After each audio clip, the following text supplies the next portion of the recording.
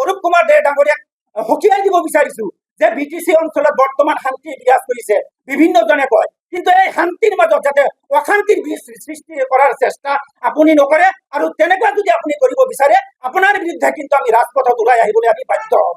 লগতে আৰু এটা কথা ক'ব বিচাৰিছো যে বিগত কিছুদিনত আপোনালোকে দেখিছিলে যে আমাৰ বৰাকভেলীৰ এজন কিবা নাম আছিলে শিলাদিত্য, বৰাকভেলীৰ শিলাদিত্য নামৰ এজন ব্যক্তি সাম্প্ৰদায়িক হোজাই তেখেতে কিন্তু বিভিন্ন সময়ত ইছলাম ধৰ্মৰ বিৰুদ্ধে, ইছলাম ধৰ্মৰ বিভিন্ন মানুহৰ বিৰুদ্ধে কুটু মন্তব্য কৰি আহিছে। আজি কিন্তু তেখেত পাহৰণি গৰ্বত। আজি আমি ততাতৈয়াকৈ এখন সংবাদমেল সম্বোধন কৰিব লগা হ'ল এক বিশেষ কাৰণত। আমাৰ এই সংবাদমেলত উপস্থিত আছে আমাৰ ABMCৰ কোকৰাঝাৰ জিলা সমিতিৰ উপদেষ্টা আব্দুল মান্নান খান ডাঙৰীয়া, জিলা সমিতিৰ উপসভাপতি দিলৱাৰ আলী ডাঙৰীয়া, জিলা সমিতিৰ AGS হামিদুল মণ্ডল ডাঙৰীয়া, জিলা সমিতিৰ খেল সম্পাদক শুকুৰ আলী ডাঙৰীয়া, লগতে জিলা সমিতিৰ কাৰ্যনিৰ্বাহক সদস্য হাসমত আলী ডাঙৰীয়া। যে আজিৰ এই সংবাদমেল সম্বোধন কৰাৰ মূল কাৰণটো হৈছে যে যোৱাকালি দেশৰ স্বাধীনতা দিৱস উপলক্ষে BTRৰ কাৰ্যবাহী সদস্য অৰূপ কুমাৰ দে ডাঙৰীয়াই কোকৰাঝাৰৰ মাগুৰমাৰীৰ পৰা ফকিৰাগিৰাম পুৰণি বজাৰ হাইস্কুল খেলপথাৰলৈকে এখন মাৰাথন দৌৰৰ প্ৰতিযোগিতাৰ আয়োজন কৰিছিলে, আৰু এই প্ৰতিযোগিতাত 2000তকৈ অধিক যুৱক যুৱতীয়ে অংশগ্ৰহণ কৰিছিল। আৰু এই মাৰাথন দৌৰৰ যিটো প্ৰতিযোগিতা, এই প্ৰতিযোগিতাত প্ৰথমতে কোৱা হৈছিল যে 70জন যিসকলে প্ৰথমত আহিব তেখেতসকলক 5000কৈ টকা পুৰস্কাৰ হিচাপে দিব, মেডেল দিব আৰু চাৰ্টিফিকেট দিব। কিন্তু দুৰ্ভাগ্যজনকভাৱে যিটো প্ৰতিযোগীসকল অধিক হোৱাত যেতিয়া প্ৰতিযোগিতা শেষ হ'ল, সেইটো সময়ত BTCৰ অৰূপ কুমাৰ দে ডাঙৰীয়াই তেখেতসকলক 1000কৈ টকা দিয়াৰ কথাহে ঘোষণা কৰিলে। ঘোষণা কৰি তাৰ পিছত BTRৰ অৰূপ কুমাৰ দে পলাই যোৱাৰ পিছত তেখেতৰ সাংগ পাংগসকলে যিসকল প্ৰতিযোগীয়ে তাতে গৈছিলে তেখেতসকলক মাত্ৰ 500 টকা দিয়াৰ সিদ্ধান্ত গ্ৰহণ কৰিলে। আৰু 2-এজনক দিবলৈ যেতিয়া আৰম্ভ কৰিল, সেইটো সময়তে এই যুৱক যুৱতীসকলে ইমান বতাহ বৰষুণ, কালি আপোনালোকে দেখিছে বতাহ হৈছে, বৰষুণ হৈছে, লগতে যি ৰ'দ, প্ৰচণ্ড ৰ'দ গৈছে, তাৰ মাজত তেখেতসকলে দৌৰি গৈ, ইমান দূৰৰ পৰা দৌৰি গৈ তাতে উপস্থিত হৈ অকল মাত্ৰ 500 টকা দিয়াৰ ক্ষোভত তেখেতসকলে তাতে থকা পেণ্ডেল ষ্টেজ যিমানখিনি আছিলে এই যুৱক যুৱতীসকলে লণ্ডভণ্ড কৰে।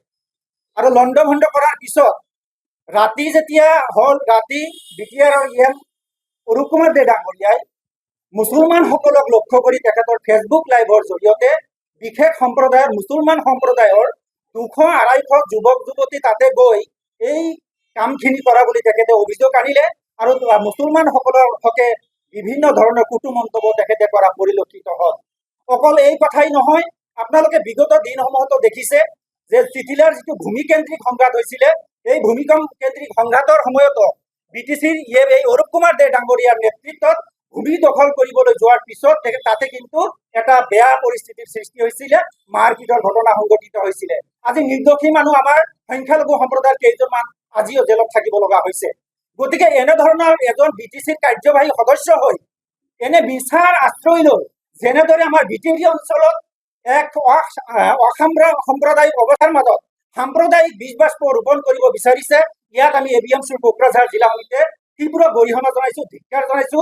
আৰু ইতিমধ্যে আমি আমাৰ কেন্দ্ৰীয় সমিতিৰ নিৰ্দেশ মৰ্মে আমাৰ কোকৰাঝাৰ আৰক্ষী অধীক্ষক মহোদয়ৰ উপস্থিতিত অতিৰিক্ত আৰক্ষী অধীক্ষক মহোদয়ৰ ওচৰত আমি FIR দাখিল কৰিছো। আমাৰ কোকৰাঝাৰ আৰক্ষীৰ ওচৰত সম্পূৰ্ণ বিশ্বাস আৰু আস্থা আছে, আইনৰ ওপৰত সম্পূৰ্ণ আশ্বাস আৰু আস্থা আছে, নিশ্চয় তেখেতৰ ওপৰত ব্যৱস্থা গ্ৰহণ কৰিব। লগতে আৰু এটা কথা আপোনালোকক জনাব বিচাৰিছো যে যিটো কালি এই দৌৰ প্ৰতিযোগিতা হ'ল, মাৰাথন দৌৰ প্ৰতিযোগিতা হ'ল, যোৱাকালি এটা আদিবাসী সম্প্ৰদায়ৰ যুৱতীয়ে সেই দৌৰ প্ৰতিযোগিতাত অংশগ্ৰহণ কৰিছিল। তাৰপিছত সেই ছোৱালীজনী চেঞ্চলেছ অৱস্থাত পৰি আছিল। তাৰপিছত সেই অঞ্চলৰ মানুহে তেখেতক লৈ তাতে ফকিৰাগিৰাম যিটো হস্পিটেল আছে সেই হস্পিটেলত ভৰ্তি কৰিছিল। আৰু ভৰ্তি কৰাৰ পিছত আজিৰ দিনলৈকে ৰাতিপুৱা তেখেতে ট্ৰেইনত উঠি ঘৰমুৱা হৈছে, কিন্তু তেখেতক খবৰ লোৱাৰ এই BTCৰ জন তেখেতৰ সাংগ পাংগসকলৰ খবৰ লোৱাৰ আহৰি পোৱা নাই। গতিকে এনেকুৱা ঘটনাৰ দ্বাৰাই আমি BTCৰ মুখ্য কাৰ্যবাহী সদস্য প্ৰমোদ বৰা ডাঙৰীয়াক প্ৰশ্ন কৰিব বিচাৰিছো যে বিভিন্ন সম্প্ৰদায় সময়ত আমাৰ BTC অঞ্চলত যিটো ঘটনা পূৰ্বতে হোৱা নাছিল, এনেকুৱা সাম্প্ৰদায়িক হিন্দু মুছলিম বিশেষ সম্প্ৰদায় এনেকুৱা পৰিস্থিতি কিন্তু কেতিয়াও আমাৰ বিটিএডি অঞ্চলত কমচে কম হোৱা নাছিলে। কিন্তু তেনেকুৱা এটা বিটিচিৰ কাৰ্যবাহী সদস্য হৈ তেনেকুৱা বিৰূপ মন্তব্য বাৰে বাৰে কৰি থকাৰ পিছতো বিটিচিৰ আমাৰ মুখ্য কাৰ্যবাহী সদস্য প্ৰমোদ বড়ো ডাঙৰীয়া আজিও কিয় নিমাত হৈ আছে? তেখেতৰ বিৰুদ্ধে কিয় ব্যৱস্থা গ্ৰহণ কৰা নাই? এই আমি প্ৰশ্ন কৰিছো।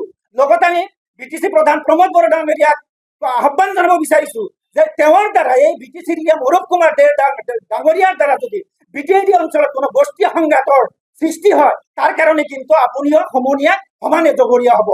অৰূপ কুমাৰ দে ডাঙৰীয়াক সকীয়াই দিব বিচাৰিছো যে বিটিচি অঞ্চলত বৰ্তমান শান্তি বিৰাজ কৰিছে বিভিন্নজনে কয়, কিন্তু এই শান্তিৰ মাজত যাতে অশান্তিৰ সৃষ্টি কৰাৰ চেষ্টা আপুনি নকৰে, আৰু তেনেকুৱা যদি আপুনি কৰিব বিচাৰে আপোনাৰ বিৰুদ্ধে কিন্তু আমি ৰাজপথত ওলাই আহিবলৈ আমি বাধ্য হ'ম।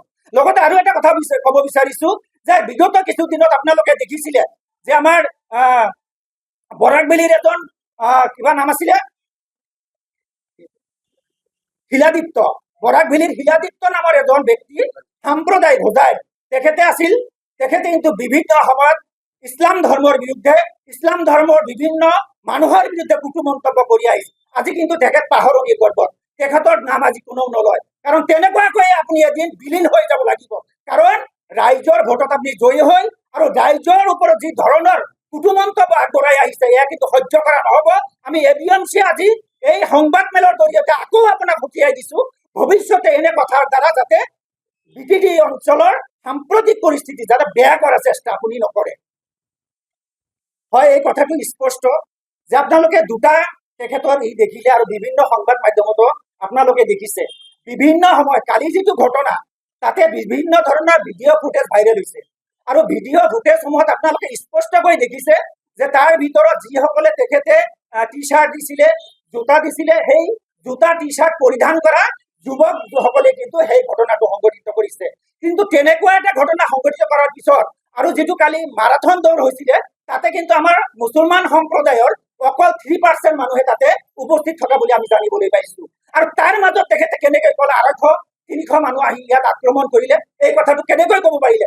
ভিডিঅ' ফুটেজসমূহত স্পষ্ট আছে। লগতে আৰু এটা ভিডিঅ' আপোনালোকক নিশ্চয় প্ৰদান কৰিম, তাতে কিন্তু যেতিয়া সেই যুৱতীসকলে লাইন হৈ শাৰী পাতি থিয় দি আছিলে অৰূপ কুমাৰ দে কিন্তু বেয়া ধৰণে সেই যুৱক যুৱতীসকলক বেয়া ভাষাৰে গালি গালাজ পাৰিছিলে। তেখেতসকলক সকনি দিয়াও তাতে উল্লেখ আছে। গতিকে সেই ভিডিঅ' আপোনালোকক দিম, আপোনালোকৰ হাতত অৰ্পণ কৰিম। ইয়াৰ জৰিয়তে আপোনালোকে স্পষ্ট হ'ব যে যোৱাকালি যিটো সাম্প্ৰদায়িক কথা তেখেতে কল, এই কথা আৰু আগৰ দিনত যিসমূহ কথা কৈছে এই কথাখিনি কিন্তু আজিৰ দিনত স্পষ্ট হৈছে যে তেখেত সাম্প্ৰদায়িক সংঘৰ্ষ এটা বিটিএডি অঞ্চলত আমাৰ কোকৰাঝাৰ জিলাখনত লগোৱাৰ কাৰণে অহৰহৰ চেষ্টা চলাই আছে।